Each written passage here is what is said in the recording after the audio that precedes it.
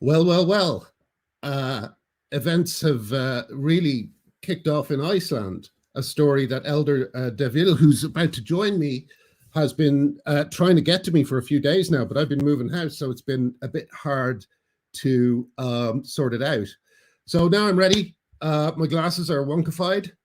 So let's get him in. Hello, Elder. How's it going? Hello, thank you for having me. How are you doing? I'm very good. Of course, we've spoken before on the show. You are a representative of LGB Alliance in Iceland. Yeah, Is that we are a sister organization, so to speak, of LGB Alliance in Iceland. And yeah, there have been quite a lot of things going on over the last, yeah, let's say last couple of weeks regarding, especially regarding gay conversion therapy bill, which has been put to Parliament for the second time this year. yes? Now let's quickly tell people what the problem with a lot of these gay conversion these conversion therapy bills is. Well, it is the same that has been happening sort of all over the West from middle of last year and beginning of this one. That the wording is very dubious and strange, and the bills are designed to sell. Well, they try to sell the bill as it is to protect homosexuals, which is all good and which we don't disagree with. However, because of the wording, they lump in together gender identity, gender expression, and sexuality, which means it's very difficult to define what conversion therapy actually is. And Exactly. especially in Iceland, because we have a Stonewall slash Mermaids organization that sort of works there as a hybrid organization. That's another story. Hmm. Um, they define 14 different sexualities and some dozens of genders. So what they are going to ban, what kind of conversion therapy they're going to ban is going to be very difficult to define. And all those definitions were obviously missing from the bill. Yeah, and of course, as events in the Tavistock over here have proved, uh, often homophobia is a kind of plays a part in the transitioning, especially of children. So Absolutely. it is a safeguarding risk. So I presume that these problems were baked into the bill that was up, and then a consultation began. Is that right? Yes, well, what actually happened is the bill initially came to Parliament in January, and because the parliamentary session ended in the spring, the bill actually got dormant in the committee. But already in January, we did raise concerns about the bill. It was re-entered into the Parliament in October without any changes from January. So This was whatever after we had said, they just whatever we had said about the bill in January, nothing of it was listened to, nothing was changed, Mhm. and therefore we thought, okay, we will have to react to this, and the way the bill has been put forward, it's put forward as a slight change in the criminal code to Right. include conversion therapy Yeah. ban, which is it's a bit strange way of putting it in there. But I think it was the MP's way to try to get it swiftly Yeah. through the parliamentary process. Mm. So we made a submission, and so did other, organizations such as Genspect, SEGM. Uh, we even got Buck Angel who made a submission, and we got Richie Trevor Heron. He made a submission, and so we came out in force and made our submissions. That shocked the parliamentary world in Iceland because they didn't ask anyone to make any submissions. So after our submissions were entered, the MP hurried up to contact the Stonewall Mermaids organizations and the rest of the Yes clan to make their submissions. That and if you look at the submissions, they are quite hastily put together, and Yes. there's no merit or quality to them. Yes. So, Usual and then sort obviously, because we have the arguments and we have the facts and we have the reasoning on our side, the MP went onto let me Twitter and let me yeah. just ask you a quick question about it. When you say that you have the facts and the arguments on your side, was the other side, the usual kind of deflections and accusations of bigotry? Is that how their submissions went? No, I mean the other submissions were just poorly written. It was just like, yeah, we agree with we agree with the bill, and we think it's high time that we ban this malpractice, and people can live their life, blah blah blah. It's just just Right. the usual Paddling. towing the line Yeah. sort of submissions. Okay. Okay. and All right. and Sorry. we're talking about this I mean, and this is from the queer organization. This is from the women's right organization. I mean they got like 6 or 7 submissions done in a day that all Right. read the same. Yeah. It was it was These are very panic stricken. right. Right. Right. Okay. So, but yeah. What happened yeah, next? but what happened in the aftermath was very, very concerning, and that is um, the MP, along with the extreme trans activists on Twitter, went completely unhinged in their commentary on Twitter, and the MP even went on the radio in the radio on, I think it was the 14th of November, and mind you, that our submission is submitted on the 8th. The deadline was supposed to be 9th, but Hmm. they obviously allowed the others to They extended to it for throw the in other their side. submissions at their leisure. That's To hilarious. Yeah. yeah, I don't think they've been used to this sort of quality and scrutiny until now, and I hope that will continue. But Hmm. anyways, the MP, she goes onto a rant in a radio show in the afternoon, and she says that the submissions that they received from us and from abroad, they were transphobic, and that they had no merit to them or anything. And I mean, and if you look at the submissions, they are from thoughtful therapists. The Gay Men's Network is there against. I mean, there are so many substantial submissions there, lengthy, quality submissions there, that she just tried to sort of sweep them across like that. Oh, it's just transphobia. We don't need to listen to them. Yes. Yes. But this got me quite upset and angry, because I mean, there is a lot of work that goes into making this submission, and accusing people of just working on their ill will. It's like, nobody of us wakes up in the morning and say, "Oh, let's be evil to trans people," you know. But Yeah. this is what they actually think. Mm. I mean, it's remarkable. Well, just But coming from anyways, I managed to squeeze myself into the same radio show the day after, oh, great. and Okay. and huge respect to Icelandic radio for facilitating that, because I mean, it would be very, very dangerous for democracy if you can just point the finger at one person, or one side of the argument, and say that we are this or the other, without being able to come back and explain ourselves.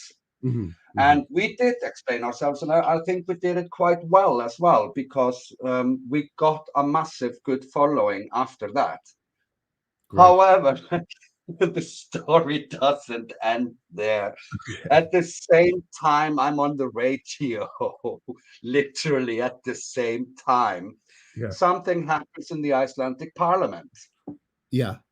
We have we have a system where we have 63 MPs, and sometimes if the MP is absent, you have a stand-in MP, Hmm. and the CEO of the Stonewall Mermaids equivalent organization of Iceland is a stand-in MP, Hmm. and launched an attack on the organizations who made submissions to the parliament. And there is no conflict of interest recorded in parliament, Yeah. nor was there any there's no substance to the claims that he made. It was just an emotionally driven activist blather Yes. from the left of parliament. So we had to react, and we made a complaint to the Speaker of the House, and we are waiting to find out what is going to happen with that, because we need to have this sort of thing needs to be retracted, and we want a public apology from the CEO of that organization. Good for you. Good for you. Brilliant. And needless to say, when you get me upset, I start digging, and I found out that the MP, before entering Parliament, the MP that put forward the conversion therapy bill, was Director of Health of the biggest pharmaceuticals import company to Iceland, Ice Pharma. Oh my God, really? I know. I people, mean, it's always the case. You always find something, and you just start connecting the dots, and you go like, "Oh God!" But I'm not an investigative. I'm not an investigative journalist. This is something I need help with. No, they've taken a few years off, Elder. You might not get any investigative journalists into this. But let me ask. Yeah, yeah. When you say it was a pharmaceutical company, do you know for a fact that they do cross-sex hormones or puberty blockers? Yes, I have a list of all the suppliers to that company, and yes, they are well known. They're well known hormone Wow, and puberty blockers suppliers there. that's extraordinary. So let's say that I'm pretty sure, without allegedly, I would think that someone must have had coffee at least with these people. Right? Yeah, yeah. So okay, so surely that's it. Surely that's the last crazy. No, it doesn't end there. Okay. It doesn't end there. Go on, go on. What Yesterday, the Prime Minister and the Family Minister of Iceland decides to, because the Iceland government is so ambitious of getting on top of the ILGA's rainbow map, that they will do anything to get Right. on top of their. Who would have thought that Iceland would like to be a country like Malta? What has Malta got to hide? Makes me wonder. Anyways. Yeah, yeah. Malta's Anyways, self-ID, isn't it? our prime minister, she invites the national organization or queer organization, which works like Stonewall and Mermaid in a hybrid. Let's not forget about that. Mm-hmm. It's like the same evil in one big In one package. lump there. And to sign a contract on safeguarding queer youth. Noble cause. Amazing. Is Love there it. any definition of what a queer youth is? Well, I don't know. Your guess is as good as mine. But the ink wasn't even dry on the contract when the chairman of the steering group of that organization is exposed for pedophilia. Well, I believe I have that link ready to go. So let's look at this. Here we go. And yeah, I love this. So that's a trans woman, is it? That's a trans woman. And this is an individual that hasn't even shaved for this official photo. Hasn't even shaved. Extraordinary. Yeah, go on. Yeah, I mean, this is someone who identified as straight and was in a relationship with women, and then had some homosexual experiences, and then decided that they were trans, and now is a lesbian, and seems to be very interested in disabled girls in the teenage year in particular. And and is grooming people on TikTok and YouTube and all the rest of it. It's quite fine. What specifically do you mean when you say disabled girls? exactly what I mean, disabled girls. I don't have the specific details or anything, but this is what the article reads, that this person seems to have some sort of fetish around disability and teenagers.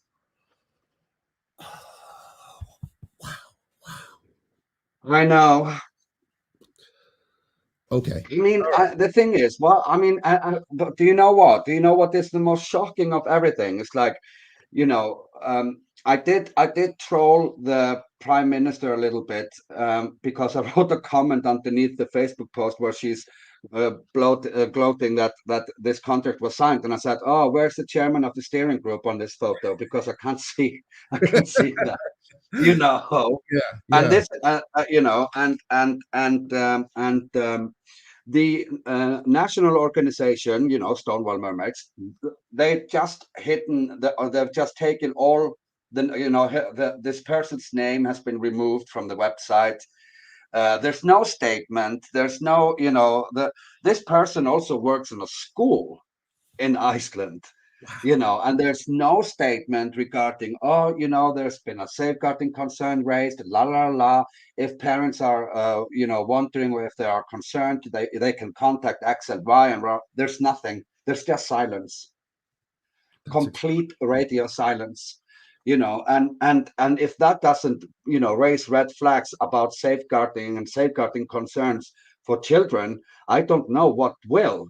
So maybe also, we're just screaming in the other. And but the thing is, with Icelandic people, they don't take things seriously until they get exposed elsewhere. Who knows? well, I think maybe, and yeah, yeah. So I think it's a good thing that that's actually, you've actually cut the legs under from my next question, which was going to be: has this a chance to go wider in Iceland, or is there going to be?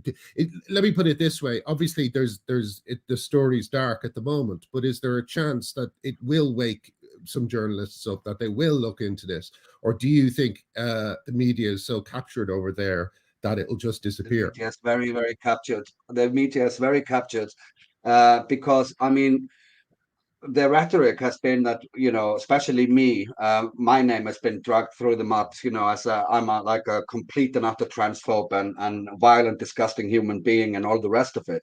Mm. And luckily, I have a very hard skin. I don't care. I don't care what they say. Yeah, I yeah, have the yeah, truth on my side, so I don't care. They can say what they want.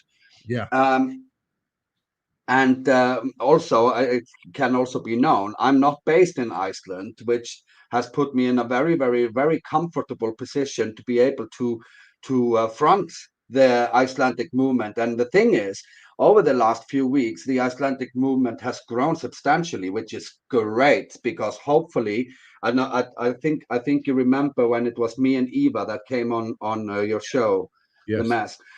Eva is actually getting comfortable enough now to start fronting it again. Oh, great. That's wonderful. That's how much the conversation is changing, and that is exactly what we need. Because I mean, the middle-aged gay guy in the UK, I shouldn't be doing this. That someone else should be, picking this up. You Yeah. know. Well, I feel like it makes a bit, I guess it makes some sense that it's starting in the UK, because the UK women have just led the way on this, and have began a kind of worldwide um uh resistance that Yeah, I so mean, Iceland is also so small. You have to think about the whole Icelandic society is of the size of Belfast, right? right. Yes, you yes. know so if you dare to speak, or if you go against the current, you make yourself instantly unemployable, and people will shun you. It is very, very difficult. But Absolutely. luckily, I think the ice is breaking, but it has taken a lot of time. Well, maybe that's a good metaphorical way to end it. Yeah. But Elder, good luck. Will you, if you have another couple of weeks like this, will you come on again? Oh, absolutely, absolutely. I'm very happy to shine every light I can on this woo-woo that's been going on, because Well, the problem the problem in Iceland is not only that the gay rights movement was stolen by gender ideologues, the women's rights movement is redundant at the moment as well, and women don't know where to go. Yeah, yeah. Okay. Well, we should think on that and talk about it at some point. And I'm sorry, I forget your colleague's name again, who's feeling braver now. What is her name? Eva. Eva, will you ask her back at some point as well? It'd be lovely to see her too. Absolutely, I will do. All right, brilliant. Well done, Eldur. Sounds like like we're having over here is a series of scandals they can't ignore. It's really good news, I think, overall, even though some of the subject matter is so horrible. It's very good news to have it in the have it exposed, but I am very, very, very concerned that we are only seeing the tip of the iceberg. Yeah, I'm sure that's true. All right, Eldur, thank you so much, and everyone else, see you on a mess or something like that very soon. Thank you very much. Take care. Thanks. Bye.